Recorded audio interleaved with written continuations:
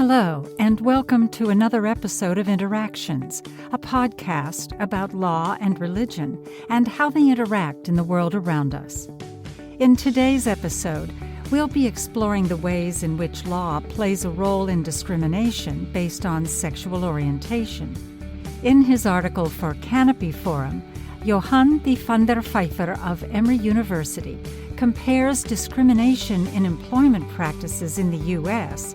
to dissimilar legislation in South Africa to investigate international discussions on sexual orientation. Vyer notes that the Constitution of the Republic of South Africa was the first in the world to provide constitutional protection to homosexual and transsexual persons by including sexual orientation in the list of prohibited grounds of discrimination in the constitutional non-discrimination provision.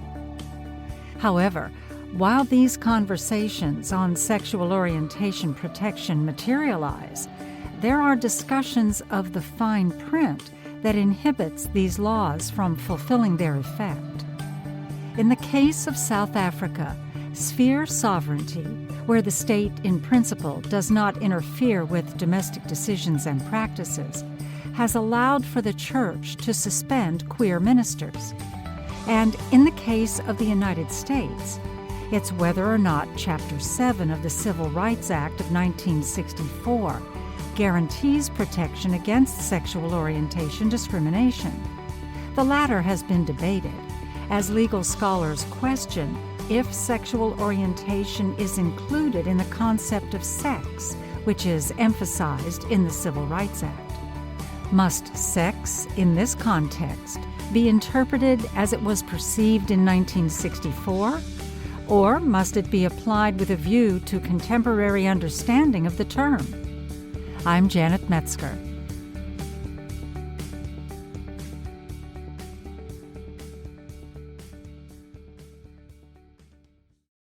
The judgment of the U.S. Supreme Court in the case of Bostock v. Clayton County, decided on June 15, 2020, is, to say the least, quite controversial.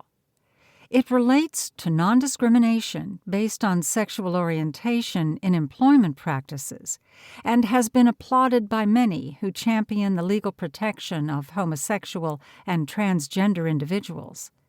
The 6-3 majority decision was essentially focused on the question whether or not sexual orientation is included in the concept of sex within the confines of a provision in Chapter VII of the Civil Rights Act of 1964, which prohibits discrimination against any individual because of such individual's sex. But is sexual orientation included in the concept of sex as envisioned way back in 1964 by drafters of the Civil Rights Act? It is perhaps interesting to note that the Constitution of the Republic of South Africa, 1996, was the first in the world to provide constitutional protection to homosexual and transsexual persons by including sexual orientation in the list of prohibited grounds of discrimination in the constitutional non-discrimination provision. Its inclusion was indeed quite controversial. When a proposal was submitted to the Constitutional Assembly, which drafted the post-apartheid Constitution, there was strong opposition to the inclusion of sexual orientation in the non-discrimination provision in certain, mostly religiously inspired groups. Members of the group proposed that Archbishop Desmond Tutu, head of the Anglican Church in South Africa, be invited to make a public statement, thinking that Archbishop Tutu, as a theologian, will come out against its inclusion in the non-discrimination provision. However, Archbishop Tutu responded by saying, "South Africa has a history of discrimination. In the new South Africa, there will be no discrimination at all on any grounds." It was therefore decided to include sexual orientation in Section 9.3. The terminology was also in dispute. The original proposal referred to sexual preference. However, it was pointed out that sexual preference might also apply to persons practicing bestiality, and so the wording was changed to sexual orientation. It troubled me that in the United States, legal experts continued to refer to sexual preference. I was always struck by the number of speakers we had in the School of Law colloquiums who used the phrase sexual preference, and it is good to see that the U.S. Supreme Court has now also come to its senses in Bostock v. Clayton County by referring to sexual orientation. As far as upholding the principle of non-discrimination based on sexual orientation is concerned, it should be noted that South African law upholds the principle of sphere sovereignty relating to decisions and practices of non-state organizations, for example, religious institutions. This means that the state will, in principle, not interfere with such domestic decisions and practices. If a church or other religious institution has imposed disciplinary action against one of its members, a state court will only set the decision aside if it should appear that the church or religious institution has not upheld its own internal rules of procedure or the basic principles of justice. In the latter context, a state court will mostly only overrule the disciplinary decision if the rule of audi alteram partem, the right of the accused to state his or her case or to defend him or herself, has not been applied. Implementation of the sphere sovereignty of religious institutions may be illustrated with reference to two quite interesting cases. In December 2009, the Reverend Ecclesia de Lange, a minister in the Methodist Church of Southern Africa in Rondebosch, Cape Town, entered into a same-sex marriage with Amanda van Asweken. The church, which does not condone same-sex marriages, suspended her in January 2010 from her post. De Lange was fighting to get her job back through internal church arbitration channels. The hearings were conducted behind closed doors in January 2011. A disciplinary committee recommended that De Lange continue under suspension until such time as the Methodist Church of Southern Africa makes a binding decision on ministers in same-sex unions. In a statement on Facebook and other websites, De Lange proclaimed, "I desire to serve Jesus. I desire to be true to myself. I desire to minister within the Methodist Church of Southern Africa with integrity and be faithful to God's call on my life. I have reached the point where I can no longer be silent. I have come to see that it is better to be rejected for who I am than to be accepted for who I am not." Ecclesia de Lange was eventually defrocked because of her gay marriage.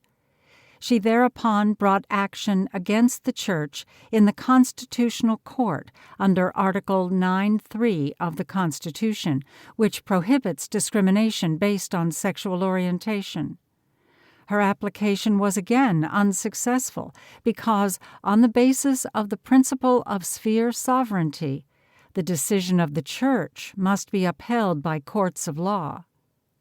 She subsequently stated publicly that she will no longer contest the decision of the church. Discrimination based on sexual orientation by a church institution was also an issue in the case of Strijdom v. Dutch Reformed Congregation, Moraletta Park, decided by the Equality Court, Transvaal Provincial Division, on August 27, 2006. Johan Daniel Strijdom was employed by the Moraletta Park congregation of the Dutch Reformed Church as a music instructor, organ teacher, in its arts academy.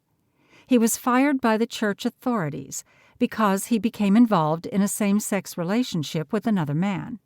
Mr. Strijdom challenged his dismissal before the Equality Court and was awarded compensation in the amount of 75,000 rand for pain and suffering, and a further 11,000 rand for loss of income.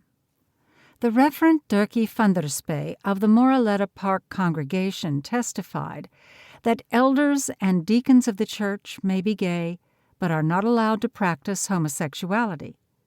The dismissal of Mr. Strijdom, according to the Equality Court, amounted to unbecoming discrimination under the Promotion of Equality and Prevention of Unfair Discrimination Act. The church did not take the matter on appeal.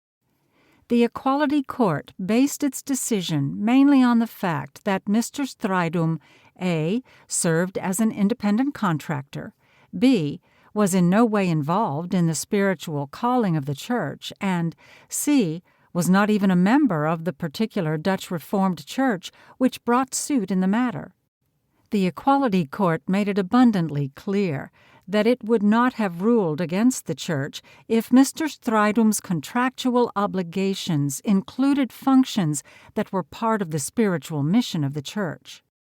The dispute in Bostock v. Clayton County did not involve the sphere sovereignty of non-state institutions, but was centered upon the question whether or not sexual orientation is included in the concept of sex within the meaning of Section 703 of the Civil Rights Act of 1964, which prohibits discrimination in employment practices against any individual because of such individual's race, color, religion, sex, or national origin.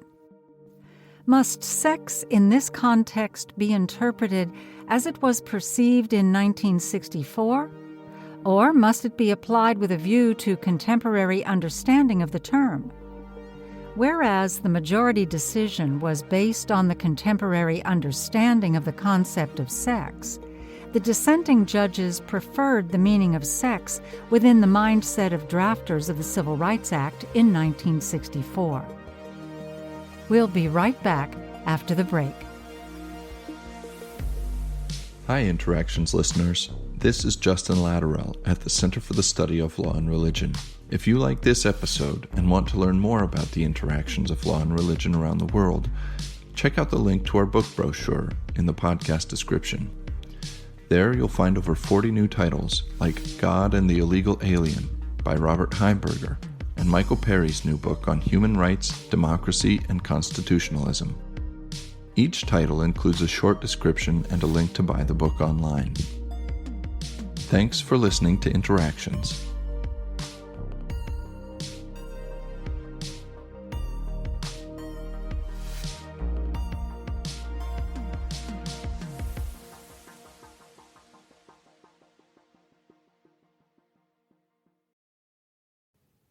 It is perhaps worth noting that the Civil Rights Act was a brainchild of President John F. Kennedy, 1917 to 1963, and was essentially designed to combat racism.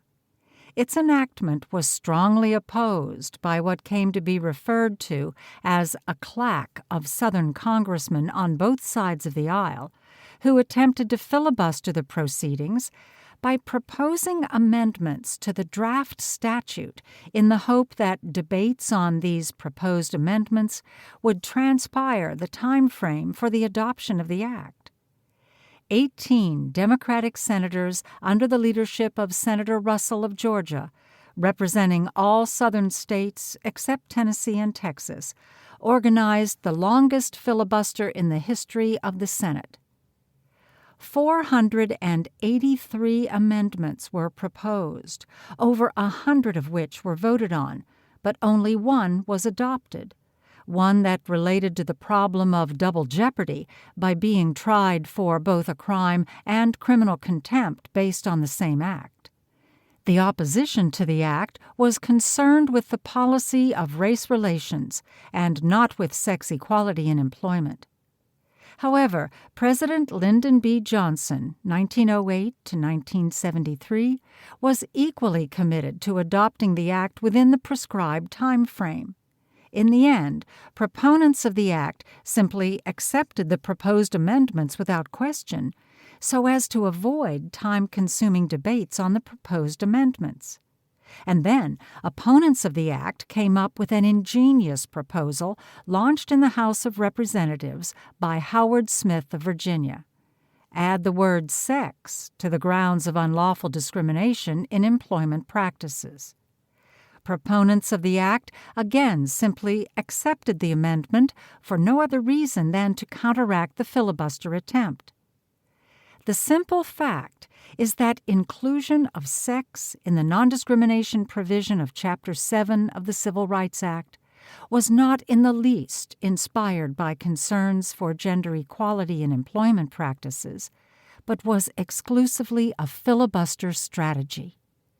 In the mindset of a bulk of the population in the 1960s, women had an inferior status in life, and the idea of including sex in the non-discrimination provision in the mindset of Howard Smith and the claque of Southern congressmen was so outrageous that it could not possibly be accepted by proponents of the Civil Rights Act.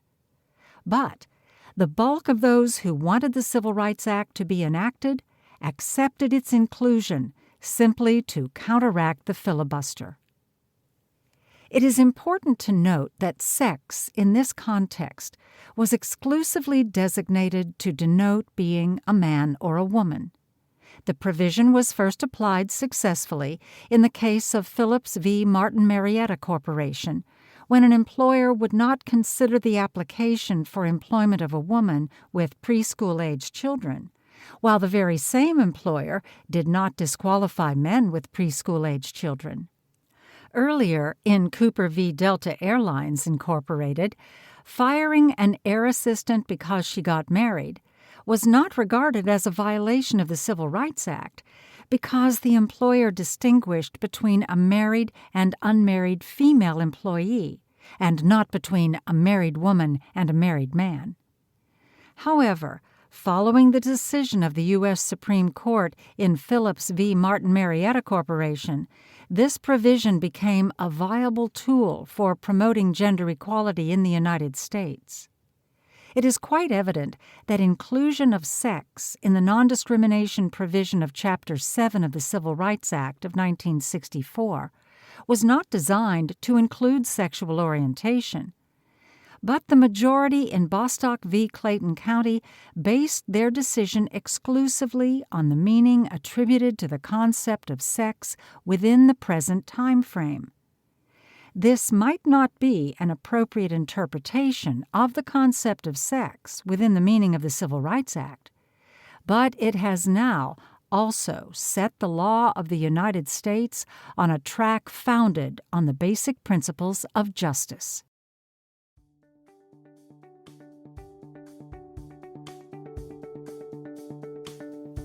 That was Non-Discrimination Based on Sexual Orientation by Johan D. van der Pfeiffer. You can find the full article on Canopy Forum by following the link in the episode description. Canopy Forum and the Interactions podcast are distributed by the Center for the Study of Law and Religion at Emory University and produced by Anna Knudsen. I am your narrator, Janet Metzger. You can follow Canopy Forum on Twitter or Facebook and subscribe to Interactions on your favorite podcast platform. Thank you for listening.